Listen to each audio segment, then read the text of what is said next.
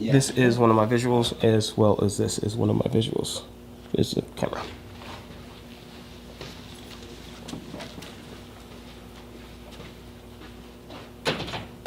Okay, everybody likes to take pictures. I like to take pictures, and we're gonna get right into this. So, like during the holidays, we tend to want to celebrate with our family, so we snap pictures of each other, right? And we want to celebrate with them in that moment. However, when we celebrate them in that moment, sometimes we think, hey, maybe I should pay a photographer to take pictures. However, we can establish this by going and buying a simple low-end DSLR camera, such as this Canon right here. This is a Rebel T6i, and actually purchase one for around $600. However, that might be or without the body. So to get into this, I'm gonna teach you how to actually operate this thing and how to take pictures. So first off, we have the camera, which is the body. This part right here is just the body, right? And with this body, it doesn't seem like it does much, but it does. There are other cameras that are mirrorless, but this actually has a mirror in it. And that flap right there is the mirror. You see the mirror in there? Yep. See the little mirror? It allows it to flap up. So that's essential. The lens is essential. If you don't have the lens and you take a picture, it's not going to come out well. One of the first persons to actually take a partial photo was Joseph Nepsch, and what he did, oh, it cut off, is he took a picture and it was a partial because it was just a contrast of black and white. Later on, George Eastman came along with basically a point and shoot camera.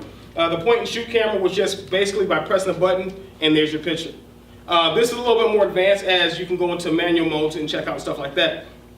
So in order to operate this thing, first you got to turn this bad boy on. So you press the on button. This is located right there. After you press the on button, it gives you just different options of what you want to do with it. You must have an SD card in it in order for it to operate, as well as the battery.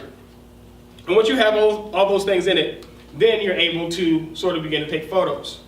However, not just anybody can take a picture, because if you're on the wrong setting in the modes, you will not take an actual picture, and it might just be blurry, or it might be dim or dark or too bright. So when you get the camera, know what setting you're on. I tend to shoot in manual because I have more control over the camera. After you do that, you have a display here or eye viewer here that you can look through. This is going to allow you to see who is in frame and what is actually going on with your camera. So after you do that, and you got all those things set up, you get your model, and you get them in a setting, whether it's on a white or black background or if they're out in nature, and you end up going to take their picture. So typically, so you don't damage your camera, I've dropped plenty of mine, you wrap this around your neck, and after it's wrapped around your neck, you put it up to your eye, typically not with your glasses on because you're going to scratch your glasses, and you point and you click. So with that, after you get the clicking and stuff done with the camera in manual mode, you're going to need to do some adjustments.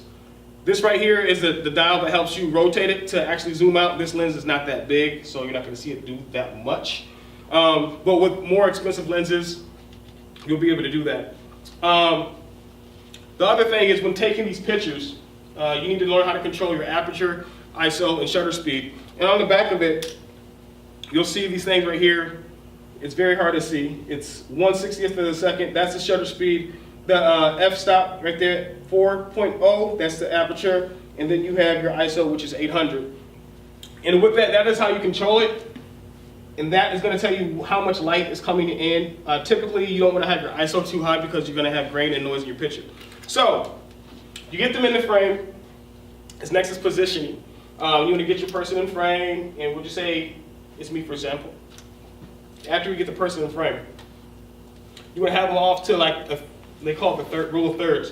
You want to have them off slightly to the left or right, and you want to have it like right where it's like eye level. You want to shoot typically a little bit above them, not always down below because you can get up their nose. Nobody likes people seeing up their nose. And after you do that, you're going to end up taking a picture, and it's just by pressing that button. However, if you haven't made any adjustments to your camera, you can actually just partially press that button down and it'll focus in on your subject. After you do that and it's focused, you press it all the way down and it'll lock it in. And the faster that you have the shutter speed, if somebody is moving, so say that, so you're going to hear a click pretty soon. Right now I'm going to have it up as high as it can go. It's 1/4,000th of a second. And so that's what it's like with 1/4,000th of a second sounds. A little bit lower, if you have it lower than that, it still hasn't went off yet. It takes a while for it to go off. So if you notice, that's a longer time for it to process.